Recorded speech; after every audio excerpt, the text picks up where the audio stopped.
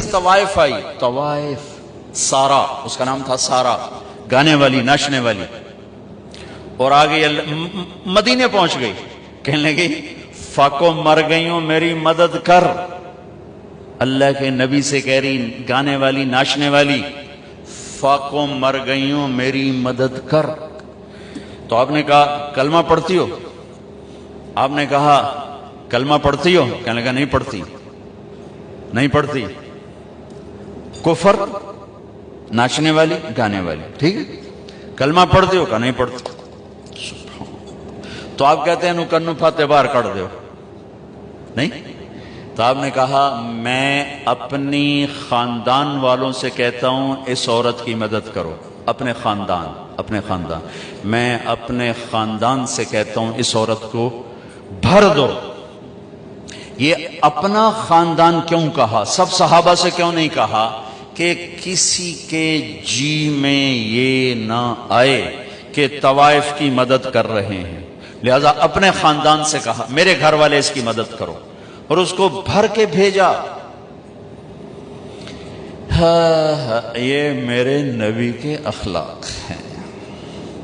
اب کھانا کھا رہے ہیں، ایک مدینے کی طوائف گزری، اس نے نا آپ کا مذاق اڑانا چاہا، کہا بڑا نبی بنتا ہے کسی کو کھانے کا ہی نہیں پوچھتا۔ تو آپ نے کہا آ جا، حالانکہ آپ کہتے ہیں انہوں 2 لتر مارو گے تو دفع کرو، یہ طوائف ہو کے کی گل کر رہی۔ 2007 میں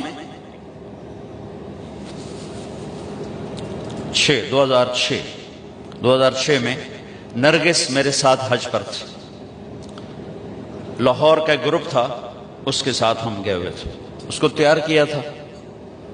تو عرفات والے دن وہ شام کو اس کا رو رو کے برا حال تھا، کیا پتہ چلا کہ وہ میٹرس نہیں بچھاتے یہ لوگ جو حج ٹور والے ہوتے ہیں، وہاں 3-4 خواتین بیٹھی تھیں، وہ بھی جا کے بیٹھ گئی، تو انہوں نے اس کو طوائف اور رنڈی اور کیا کچھ کہہ کر وہاں سے اٹھا دیا اور بے عزت کیا، بہت زیادہ بے عزت کی۔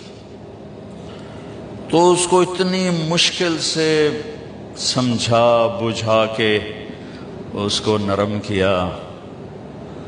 میں نے کہا میں اب کس کے سامنے رونا روں، یہ وہ جگہ ہے جہاں میرا اللہ کہتا ہے اتنے گناہ لے کر آؤ جتنے بارش کے قطرے ہیں معاف کر دوں گا، اتنے لے کر آؤ جتنے ریت کے ذرے ہیں معاف کر دوں گا، اتنے لے کر آؤ جتنے درختوں کے پتے ہیں معاف کر دوں۔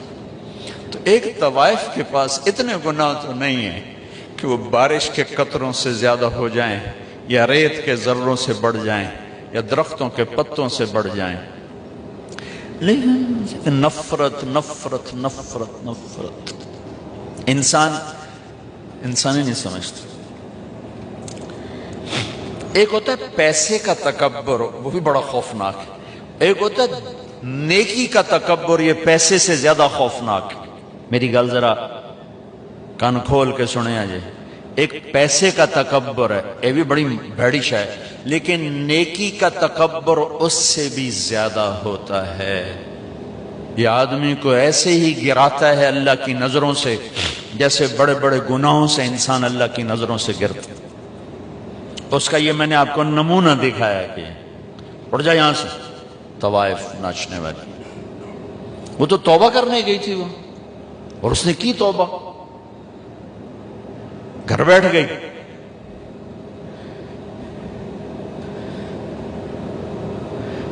ہماری نفرتوں نے بڑے بڑے ہیرے ہم نے ضائع کر دیے۔ نسیم وکی ایک اداکار ہے، اس کی والدہ فوت ہو گئی، میں اس کا جنازہ پڑھانے گیا تو سارے اداکار ہی تھے، 250-300، تو میں نے سب کو بٹھا لیا، عجب ان کے حلیے حال تھے۔ کس ماحول میں؟ ہر گناہ اس ماحول میں ہوتا ہے جس میں وہ ان کی زندگی گزرے، ہر گناہ۔ میں نے ان سے کوئی 20-25 منٹ بات کی، میں نے اتنا کسی کو روتے نہیں دیکھا جتنا وہ نوجوان روئے، ہچکیوں۔ میں نے تھوڑی اللہ کے نبی کی وفات بیان کی، حضرت علی مقام امام حسین کی تھوڑی سی سیرت بیان کی، ایک نوجوان ایسا تڑپ کے روتا تھا، اس نے میں اب رو رہا ہوں، اور جنازے کے بعد میں گاڑی میں بیٹھا اور ریمنڈ تک میں روتا ہی گیا کہ کیسے کیسے ہیرے ہماری نفرتوں نے تباہ کر دیا، کنجر کنجر کنجر، رنڈی طوائف طوائف۔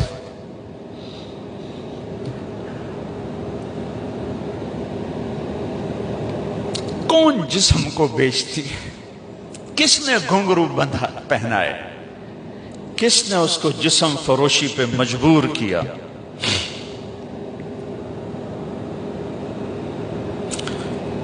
یہ کوئی عورت کی فطرت تھوڑا ہی ہے کہ اپنا جسم بیچنے کے لیے منڈی میں آ جائے، اپنے جسم کی نمائش کے لیے گھنگرو باندھے۔ یہ تو نچوانے والے میاں صاحب، سیٹھ صاحب، چودھری صاحب، سردار صاحب، ان کی کلغی سفید رہی، اس کے ماتھے پہ طوائف کا داغ لگا، موت بھی نہ دھو سکی۔ میرا ضلع ملتان ہے۔ 1818 میں رنجیت سنگھ نے ملتان فتح کیا تھا، مظفر خان سے حکومت چھینی، شہید ہوئی، تو اس نے 3 بازار حسن بنائے، ایک ملتان میں، ایک کیروڑ پکا میں، ایک تلمبا۔ تلمبا میرا ہوم ٹاؤن ہے، میرے گاؤں سے 3 کلومیٹر۔ آج سے کوئی 10 سال پہلے میں نے وہاں، مجھے خیال آیا کہ یہ اگر قیامت کے دن انہوں نے گریبان پکڑ لیا کہ ساری دنیا میں تبلیغ کی اور ہمیں آ کے نہ بتایا تو ہم تو مارے گئے۔ وہاں طوائفوں سے ملنا شروع کیا،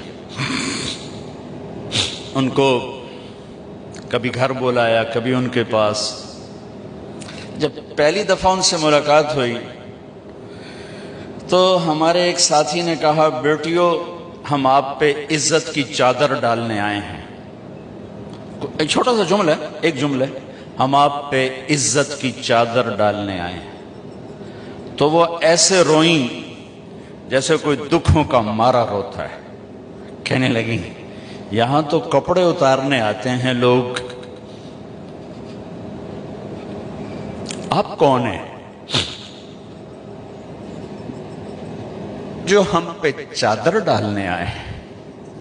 یہاں تو لوگ کپڑے اتارنے آتے ہیں۔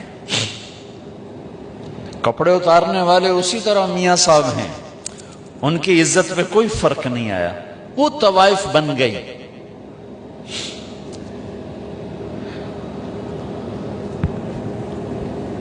10 سال کی محنت کے بعد اللہ کے فضل سے وہ سارا محلہ اب ختم ہونے کو ہے۔ کتنی بچیوں کی شادی ہو گئی، توبہ کر گئیں، کتنیوں کے میں نے وظیفے لگا دیے کہ وہ کہا جی جب تک ہماری شادی نہیں ہوتی پھر ہمیں کوئی روٹی پانی کا انتظام کر دو، اور کتنوں کے پیغام آتے ہیں کہ جی کہیں ہماری شادی کروا دیں، ہم یہ گندا کام اب نہیں کرنا چاہتے۔ نفرت کرنا کون سا مشکل کام؟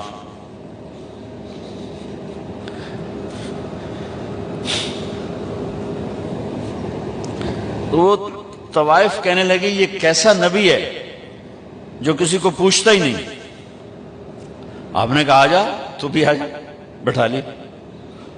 وہ تو آپ کو غصہ دلانا چاہتی تھی، کہنے لگی میں ایسے نہیں کھاؤں گی، جو تیرے منہ میں ہے وہ نکال کے مجھے کھلا۔ اور ہماری پنجابی کی مثال ہے، کبا سمجھتے ہیں؟ کبڑا، کبے نو لت لگی وہ سدھا ہو گیا، ان کو سے لت ماری وہ سدھا ہو گیا۔ اس نے تو اللہ کے نبی کا مذاق اڑایا، وہ اس کو سیدھا پڑ گیا۔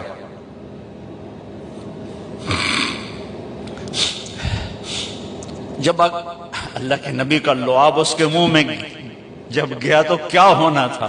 جو ہی آپ کے منہ کا نوالا اس کے منہ میں گیا، اس نے وہیں کلمہ پڑھ لیا اور مدینے کی حیادار پاک دامن عورت بن گئی۔ میرے بھائی بہنوں، زندگی کی خوبصورتی حج سے نہیں ہوگی، نماز سے نہیں ہوگی، روزے سے نہیں ہوگی، ذکر و تلاوت سے نہیں ہوگی۔ ہاں، یہ ہماری فاؤنڈیشن ہے، ہماری بنیاد بنے گی۔ بنیاد کے بغیر عمارت نہیں بنتی۔ اگر زندگی کو خوبصورت بنانا ہے، اس میں حج بھی ایک عمل ہے، تو اپنے اخلاق خوبصورت، نبی والے اخلاق سیکھیں. آپ کا گھر خوبصورت، آپ کا زندگی کا سفر خوبصورت، آپ کی اولاد آپ سے خوش، آپ اپنی اولاد سے خوش، آپ کی بیوی آپ کو دعائیں دے گی، آپ اپنی بیوی کو دعائیں دیں گے، اگر نبی والے اخلاق زندہ ہو جائیں.